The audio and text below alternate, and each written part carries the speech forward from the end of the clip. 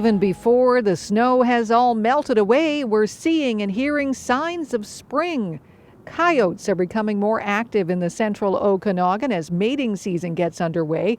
Right. So it's breeding season right now, and coyotes are quite active in many communities, especially in the interior, which is prime habitat for coyotes.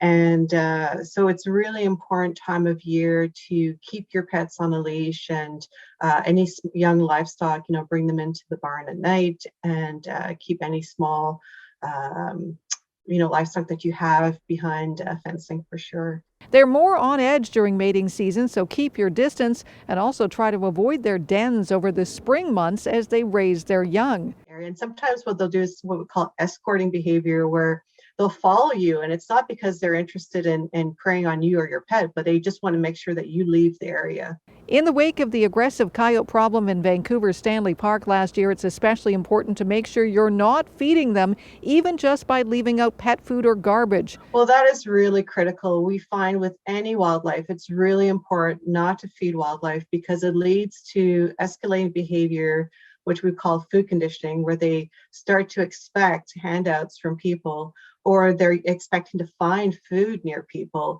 And that's when things start to escalate. So it's really important not to feed wildlife. And that includes deer, of course, because if we encourage deer to linger in our communities in great numbers, then that leads to a whole host of problems, including drawing in predators and increase in disease transmission as well.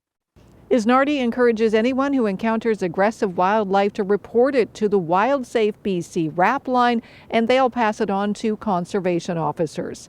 In Kelowna, Cindy White, Castanet.